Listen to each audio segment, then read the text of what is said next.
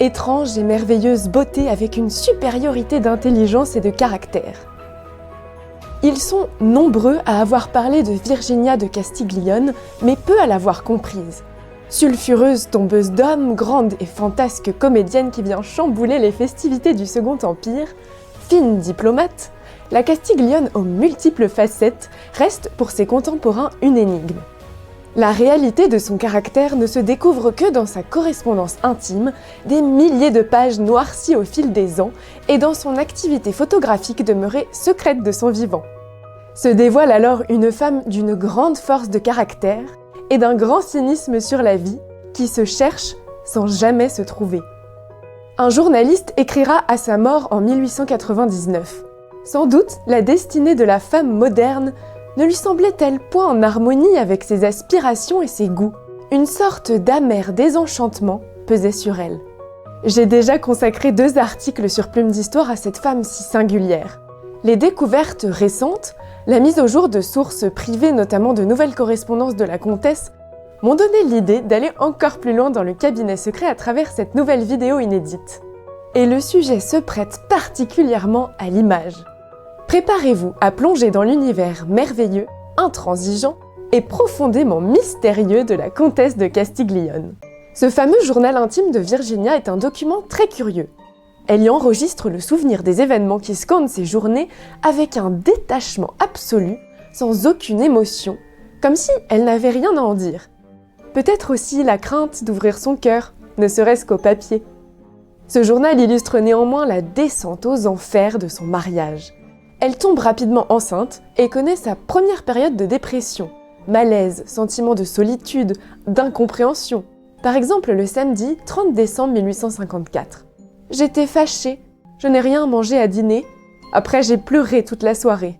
Nous avons fait la paix, il est sorti, je me suis couchée. Je n'ai point dormi.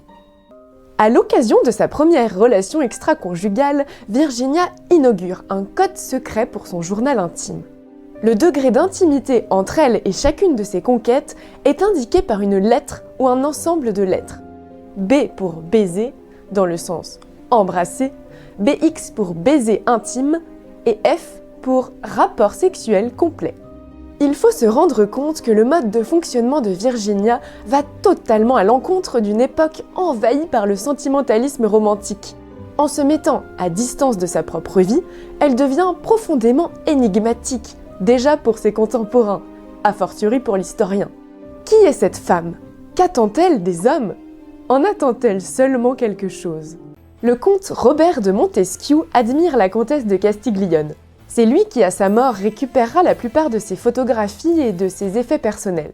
Il se fascine notamment pour sa créativité, sa capacité à confectionner à coups de bijoux de pacotille, de tissus osés et de couleurs vives, de perles, de plumes et de fleurs, des costumes suscitant toujours la surprise et l'émerveillement. On peut lire dans le journal Le Nord en février 1856.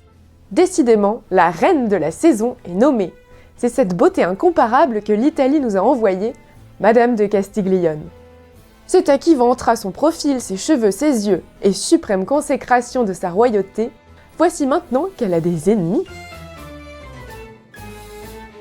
Jouant toujours sur les contrastes entre 2 mondes, celui de l'aristocratie et celui de la courtisanerie, Virginia pose avec des accessoires qui découpent, qui dissèquent son anatomie, un cadre encerclant son œil, ou bien un miroir reflétant son visage. Le cliché bal de l'opéra devient quasiment abstrait. On voit apparaître une sorte de sculpture de tissu et de chair, le haut du dos entièrement dénudé. Elle se regarde dans le miroir, son visage est plongé dans la pénombre, comme aspiré, comme si elle se noyait dans son propre reflet.